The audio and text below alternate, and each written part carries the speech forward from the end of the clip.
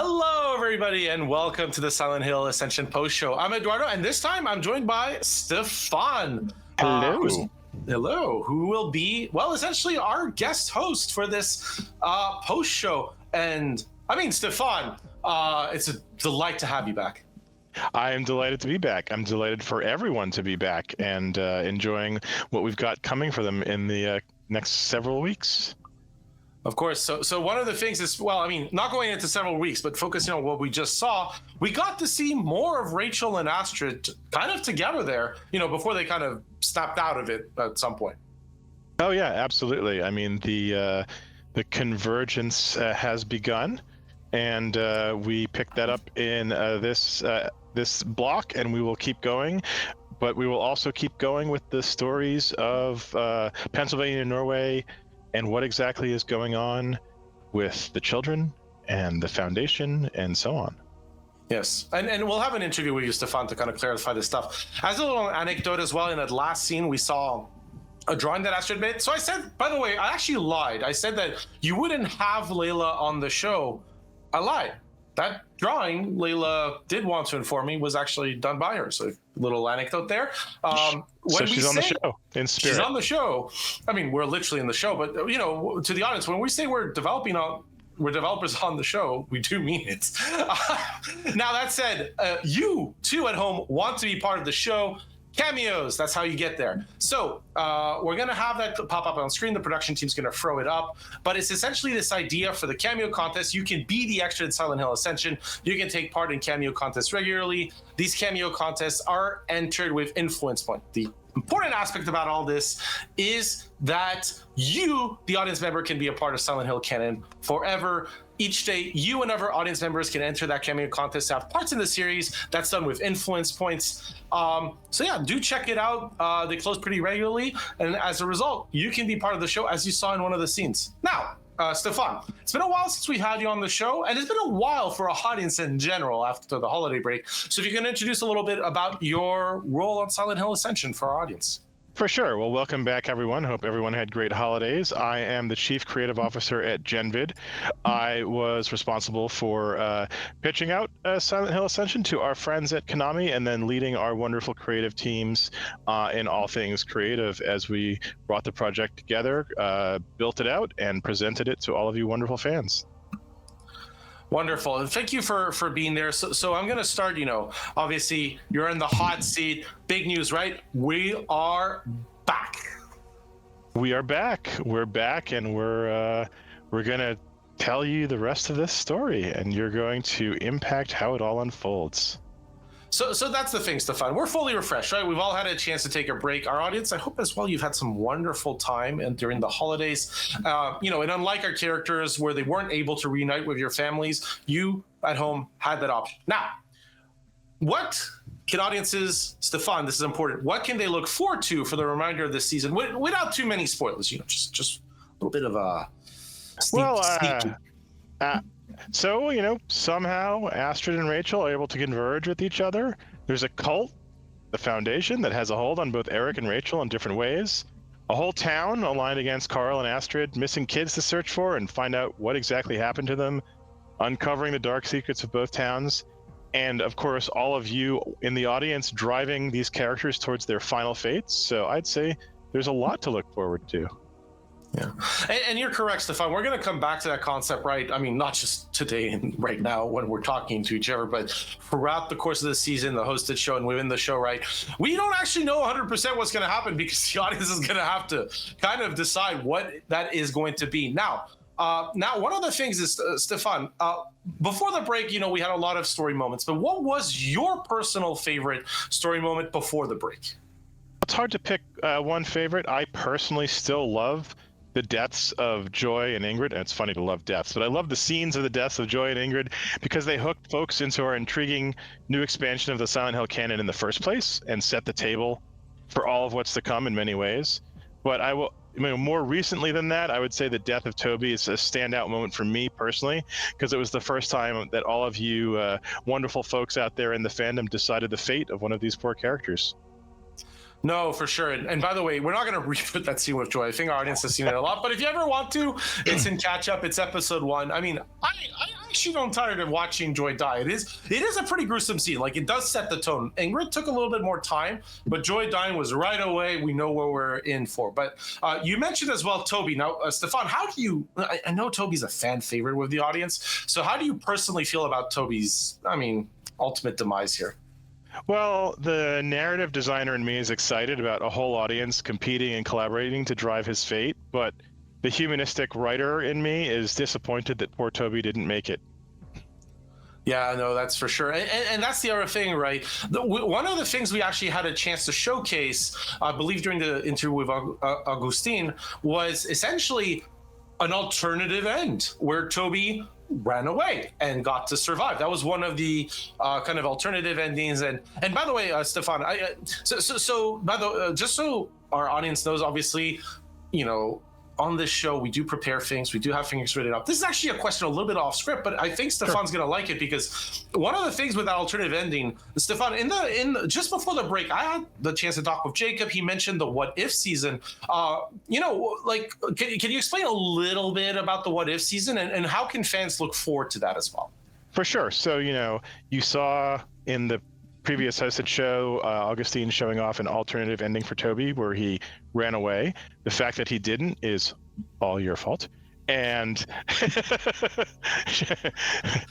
poor guy, you did him in. But the What If season is a alternative, non-canonical run back through the season where you will not be able to pick the choices that were made previously, but instead, as an audience, can choose from the other two choices that were not picked this season during the first run of this season, and see what happened. So it is literally a what if in the like comic book tradition, where it's like, what if this different choice happened? Well, what if that different choice happened? Yeah, we're going to literally have, I think, given a lot of the redemption choices on the audience, a lot of bizarre world kind of dark twists and turns in that What If season as they continue as they are. But of course, like, the first run is canon, so that's why it's important for all of you in the audience to take the choices you want to see happen, because that's what the episodes are made of, right? The What If season is going to be that alternative look, yes. But by the way, Stefan, should we be, as an audience, on the lookout for a little bit more, let's call the character endings? Well, ultimately, they will all have their final moments, so I would say yes, you should indeed be on the lookout. Yeah. So, one of the big things, by the way, is you know this, right? As you were behind the product, but for our audience at home, right, the fate and hope systems are really important, because that was the thing with Toby, right? The fate was redemption, but the hope was very negative, because I think he was one of the biggest featured characters at the start as people was getting to grips with the Endura scenes. And we could see the difference with, say, Eric. Like, in that Endura scene, it was super close. Eric ended up having the hope decreasing, but Eric's hope is really high right now. Like, when you look at it, it's sky high. I think the audience has really liked Eric so far, really connected with him since Toby's passing. Yeah, I think that makes sense. And, it's true. Both hope and fate matter. And as you saw with Toby, and so whatever character you happen to love the most, you should be out there involved, not just in their decisions, but also in their endure scenes. Yeah, no, for sure. So, one of the things here, and by the way, I'm getting some Eric love in the chat, so lovely to see that. But one of the things is, we'll compare the two stories, right? We had the kind of scene where Rachel and Astrid were together, but again, there are some key differences, right? Because we saw more monsters appearing on the show, which I'm sure as horror fans at home, you're delighted to see. But now in Pennsylvania, we see them a lot more. The scenes are a lot more action-based. There's a lot more monsters, a lot more running away, a lot more, do I open the red door or not? But in Norway, it's a lot sort of to me, it gives me a little bit of a mystery vibe, right? Like, what's going to happen? There are monsters, but it feels a lot more not quieter. It's more about the unease. So if you could let us know a little bit more about that difference in pacing between the two locations. For sure. The difference in pacing was deliberate, and as you say, in Pennsylvania, it's more upfront, in your face, a bit more actiony, or let's just say traditional horror, jumpy. And in Norway, it's a bit more moody and emotional.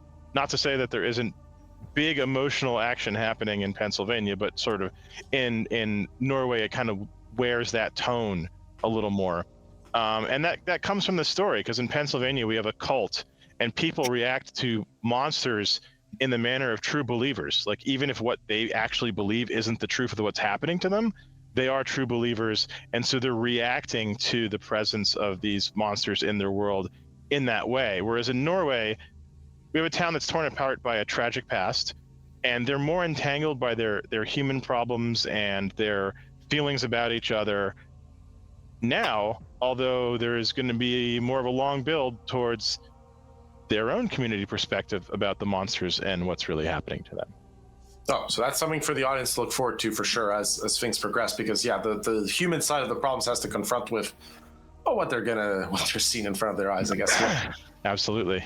Yeah. Now, we talked about the convergence quite a few times, right? It was like the last scene before the break. Also, in today's episode, people got to watch a little bit more Rachel and Astrid interacting. So could you explain the significance of that event? Because Pennsylvania and Norway have been, we saw the same monsters overall, but like relatively separate so far. So having them together is actually kind of it's a decent deal here.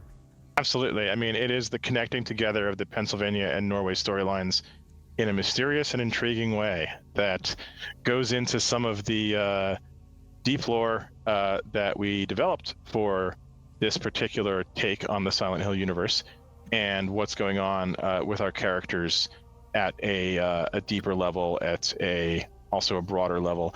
And it's going to be something that I don't want to tell the audience too much about what's going on, just that it's a core part of the story, but it's not one that we're necessarily going to wear everything on our sleeves.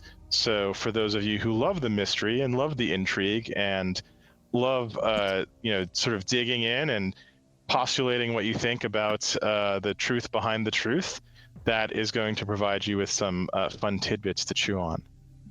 Yeah. So because there's different, it's true, right? There's different types of people that like kind of like watching horror shows. Some people do want a little bit more of that mystery. Some others are like direct into the action. So we hope that whatever floats your boat, so to speak, at home, that you're having an enjoyable time with us here. Now, Stephan, the audience chooses a lot of what goes on. So last question for you before we kind of move on to some of our discussing some of our narratives so far here, because we're going to talk in a little bit, right, about this was something we did on I believe the Friday before the holiday break. We talked about some of the memorable audience choices, right? And that's, from us at the hosted show team, that what we believe was, fun, representing whatever you would like to call it. Now, for you, Stephan, what was the audience choice that was the most memorable for you?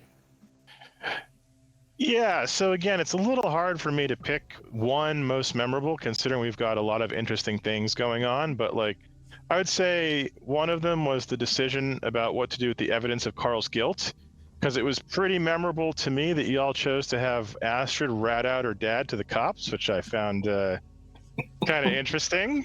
Yeah, that was a long time ago, but I agree with you on that. It's a little bit like, come on.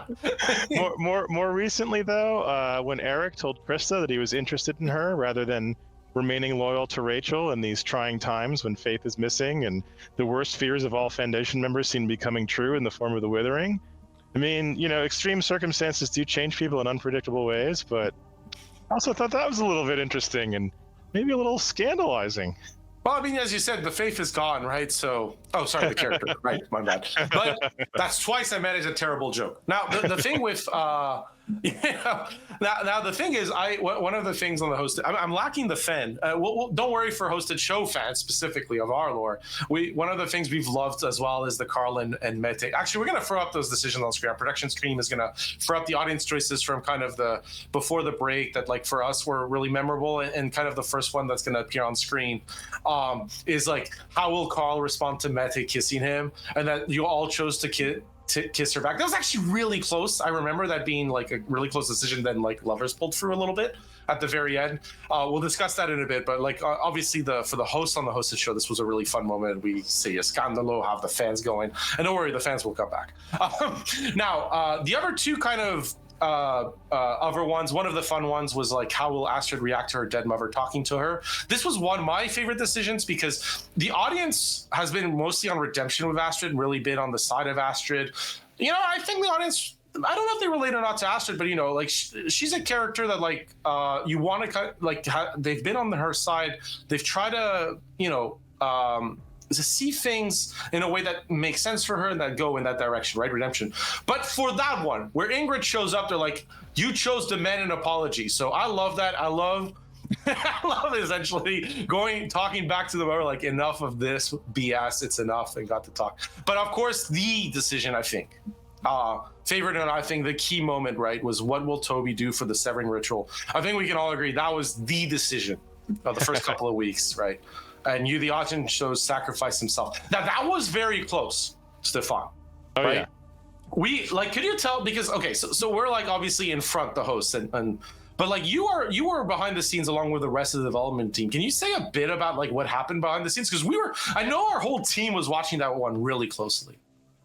Well, I mean, what happened behind the scenes was it was a close race in the points, and in the end, Toby chose to sacrifice himself. But at a deeper level, Toby, any character's final fate is not determined by just one decision, but that obviously was a very important decision for Toby, because you've got the actual fate of the characters as determined by the fate and hope systems, as we talked about earlier, where Toby was redeemed, but his hope was very low, so he did not physically make it, although we can say that he at least had his redemption morally, right, even though he died. And part of that path of redemption was Toby not being selfish and thinking only about himself in this moment, and trying to do something for the greater good, being self-sacrificing, and the audience choosing to push him in that direction was a very interesting and important character moment for Toby, as he was on his way to meeting what turned out to be his final fate for this canon universe. No, for sure. And that decision was labeled Final Fate. I think that's one of the important things, right, Stephan, that the audience can look forward to. If something says Final Fate, I would be very careful with whatever that decision says. Yeah, I mean, but it's important to note that is indicating to you that the Final Fate is now coming, and that this will be the final choice regarding fate that you get to make. But it is not this one choice is the only thing that's being considered when determining this character's final fate and their final outcome. There's the hope, obviously, as seen with Toby, but there are all of the fate choices along the way before we trigger the final fate decision have contributed to that character's final outcome. And then the final fate decision obviously is very important to that. It carries weight, but it's not 100% of determining that character's outcome. Right. It's about a character's development, not their final decision. It makes sense. Correct. Right? Right. But what was the path that kind of the character went down? That's right. Okay. So as a result, right, we're going to talk about a decision that opened today. So again, not a final fate decision, but it is a fate decision. So that's going to be on screen. It's going to be, how will Astrid find out what happened to Hagen? And the options are, going to Hagen and grill her for the truth, offer an olive branch, or eavesdrop on her. And again, right, redemption, suffering, damnation, in the sense of what you're deciding Astrid does is part of her character development, and that's going to ultimately decide what happens to her. But I find Astrid to be an interesting character, because Rachel is kind of like working within the confines of a cult, and it's kind of a difficult one to operate. But Astrid has to essentially contend with kind of like the family drama, so to speak, right? The sister has to contend with her dad and coming back together with Mete, just going like, what the fuck is... She's just like, the sun's missing, everything's going to pieces, and then like, what the fuck is this? Is that really... Which I actually really like the character. Like, I think there's a lot of... like, her development arc is fascinating in terms of like what she has to deal with and how she has to navigate it. Yeah, absolutely. I mean, the Astrid comes into this situation with no conception of horror as a thing that might be real beyond sort of like the standard human thing. Terrible things might happen in my life, and they have happened in Astrid's life. But so she's really dealing with this at a pure humanistic emotional level initially. And, you know, the very notion that there might be horrors that manifest in some whatever way as monsters, as this encroaching fog, is completely new. And what she is having to deal with is that impinging upon her life while she is trying to deal with these very deep emotional issues of her mother's death and her child's disappearance, and what's happening to her father. Is he falling apart? And obviously, like, the whole family, the whole town are going through a variety of things that Astrid has to deal with. And she comes from being this very put together, rational person in response to things in her past, and is seeing all of that torn up in front of her and having to react to that. Whereas Rachel, on the other hand, is perhaps not the most likable character in the world, but is in an interesting situation, being someone who is a true believer and is confronted with the possibility that what they truly believe is in fact true. But at the same time, be careful what you wish for, essentially, here. But at the same time, maybe not necessarily personally beneficial. And the terrible things that she's going through may be penance manifest, may be that she is some kind of cursed vessel that must be destroyed. It may be simply that what she believes is wrong and she's been taking terrible actions. All of these things we've put on the table for this character to wrestle with, and for you in the audience to wrestle with when that comes up in choices, to help shape that character. So I think they're both interesting characters in different ways. I think Astrid, for a lot of people, is more perhaps relatable, but I think Rachel is in a situation that is very realistic, where you may have bought into the tenets of an organization out of true faith, or because it's what is going to keep you safe and perhaps prosperous in your society, and then you see that falling apart and you're not sure where to go, and you see it impacting your personal life in these terrible ways, and you're wondering, on one level, do I deserve this? But on another level, how do I save my family and myself? And I think, like, they're both going through that sort of broad arc of everything's falling apart and how do I save my family and myself, but from two very different perspectives that I think can be, you know, there's a saying in screenwriting school, which is characters don't need to be likable, they just need to be interesting. And I think Rachel is also an interesting character that has a lot to wrestle with and a lot of interesting choices and dilemmas to present to the audience.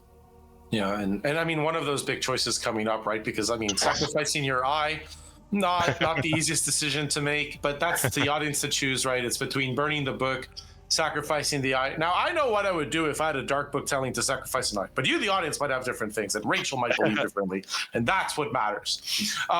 Because, you know, as you were saying, Stephan, right, about their character developments, the thing is, it's, you know, it's for our audience to kind of write in the remaining pages, so to speak.